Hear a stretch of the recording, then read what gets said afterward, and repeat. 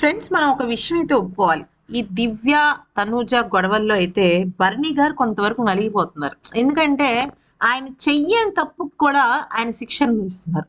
కానీ for the first time నేను భరణి గారు దివ్య అని అరిచినప్పుడు వావ్ అనిపించింది.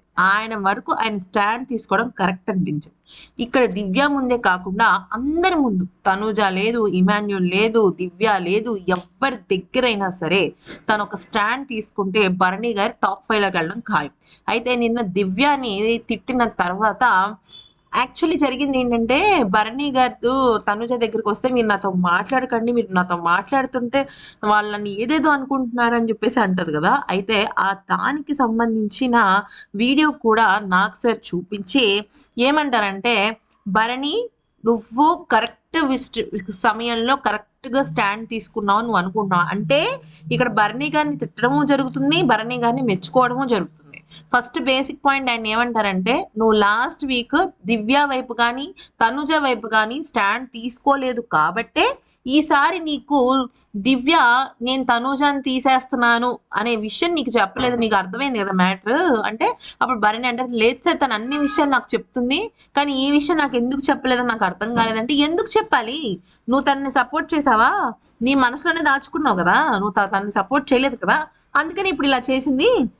కానీ నేను నీకు ఒక విషయం చెప్పాలనుకుంటున్నా భరణి, నిన్న ఎలా అయితే తనూజ విషయంలో నిన్ను స్టాండ్ తీసుకోమని, లేదంటే తనూజ విషయంలో దివ్య నీకు చెప్పలేదని నువ్వు ఎంత కోపంగా ఫీల్ అయ్యి ఆ మాటకి నువ్వు స్టాండ్ తీసుకున్నావో అదే ఫైర్ మాకు కావాలి, భరణి నుంచి అదే ఫైర్ మాకు కావాలి అని అంటారనమాట.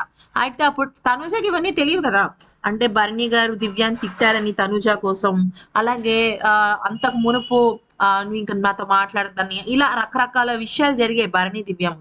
అయితే ఇక తనుజ ఇవన్నీ చూసిన, తనుజనే కాదు మొత్తం బిగ్ బాస్ హౌస్ చూసిన తర్వాత అందరు కూడా షాక్ అయిపోతారు అనమాట. అంటే భరణి గారు ఇంతలా అరిచారా దివ్య మీద అని.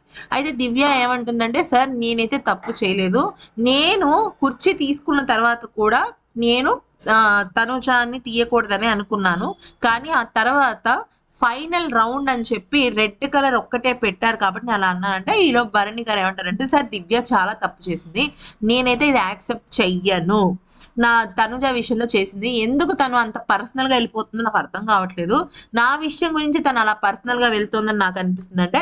అప్పుడు దివ్య అంటే, తన గురించి కాదు సార్, నేను ఆ విషయం మీద స్టాండ్ తీసుకోమన్నాను, తన గురించి కాదు, నేను ఇమాన్యుల్ గెలవాలని నేను అలా చేశాను అంటే. అప్పుడు నాకు సార్ ఏమంటారంటే, సుమన్ శెట్టి, ఇమాన్యుల్, దివ్య వీళ్ళ ముగ్గురు కలిసి కూర్చుని మాట్లాడుకుంటుంటారు కదా, కెప్టెన్ అయిన వాళ్ళే మళ్ళీ అవ్వచ్చు అన్నట్టుగా ఆ వీడియో కూడా చూపించేసరికి ఇక తనుజకి, భరణికి, దివ్యకి మధ్య చాలా మాటల యుద్ధం జరుగుతుంది అనమాట వీళ్ళ ముగ్గురు విషయంలో. బట్ నాకు సరే ఏంటంటే భరణిని అయితే తిట్టడం జరుగుతుంది, ఎందుకంటే ఆయన స్టాండ్ తీసుకోవాల్సిన విషయంలో తీసుకోలేదు, కానీ దివ్య విషయంలో ఆయన తీసుకున్న స్టాండ్ మాత్రం సూపర్ అని చెప్పడం జరుగుతుంది అనమాట. అది